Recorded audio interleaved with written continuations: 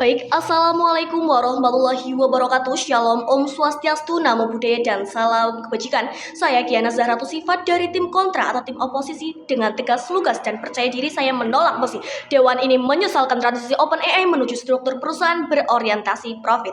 Sebelum saya masuk ke argumen, kami akan menyanggah terlebih dahulu poin-poin dari pihak proposisi. Pihak proposisi tadi mencoba membangun ketakutan bahwasanya ketika OpenAI berubah menjadi perusahaan PBC, maka perusahaan otomatis akan dikuasai investor dan meninggalkan kepentingan publik.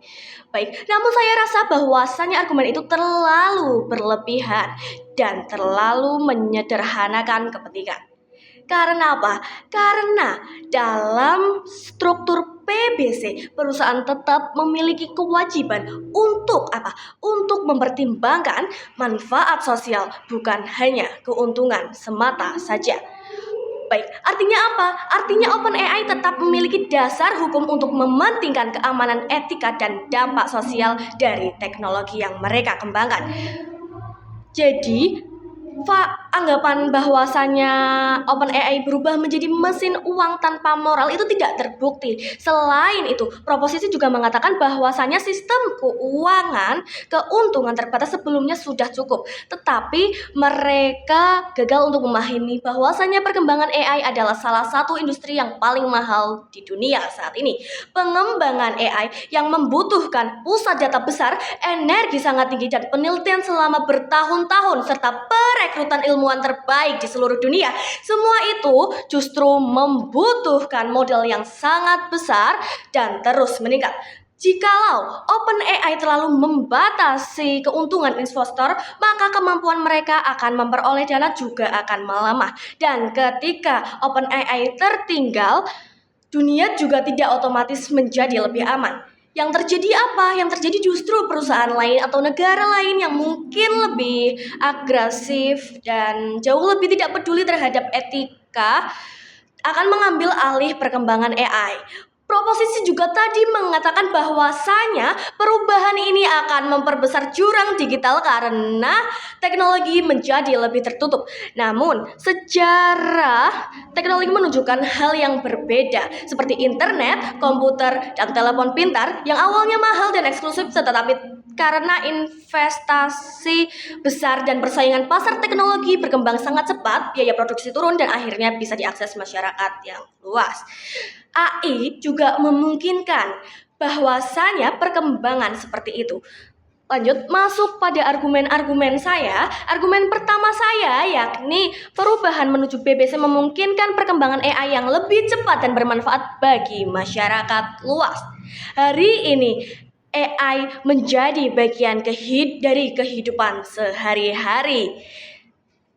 AI juga membantu dokter untuk mendeteksi penyakit, membantu siswa belajar dengan akses yang lebih luas, membantu penelitian menemukan obat-obatan baru, membantu keamanan siber menghadapi serangan digital, dan juga membantu usaha kecil meningkatkan produktivitas mereka. Semakin cepat teknologi ini berkembang, semakin besar pula manfaat yang bisa dirasakan oleh masyarakat.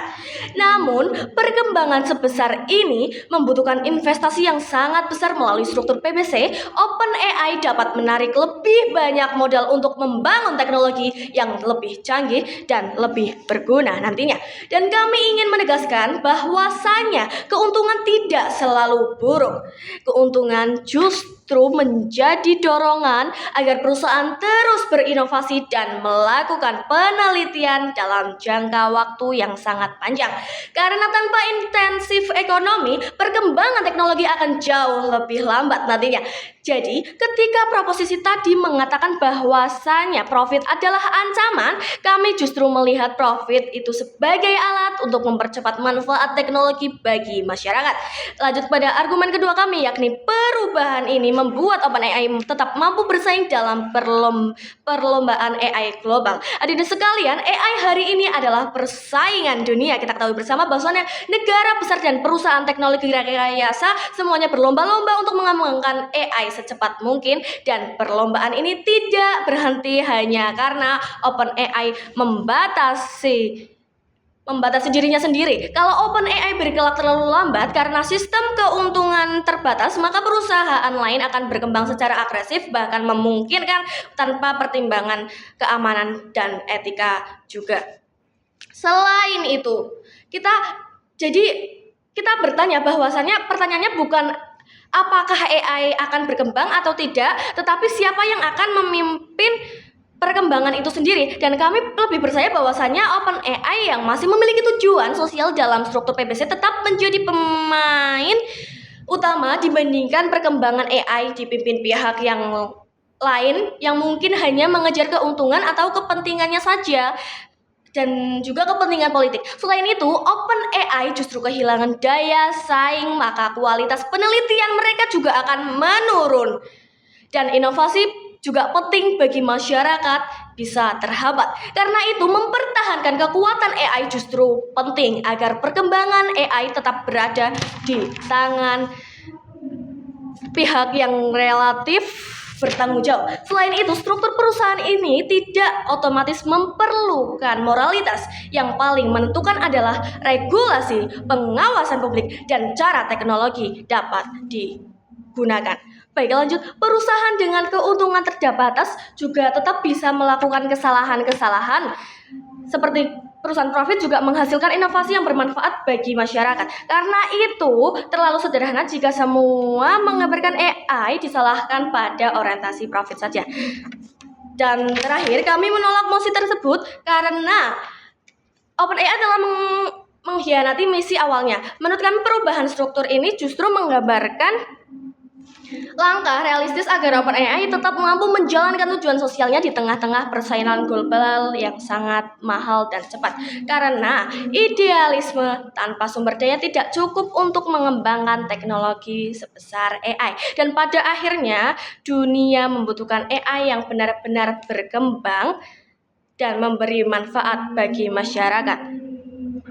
Dan kalau OpenAI bertindak secara ceroboh dan membahayakan masyarakat, reputasi mereka akan rusak, penggunaan kehilangan kepercayaan. Karena itu, artinya apa? Artinya dorongan ekonomi yang kuat bagi OpenAI justru tetap menjaga keamanan dan tanggung jawab sosial. Karena itu saya bangga menjadi oposisi. Terima kasih.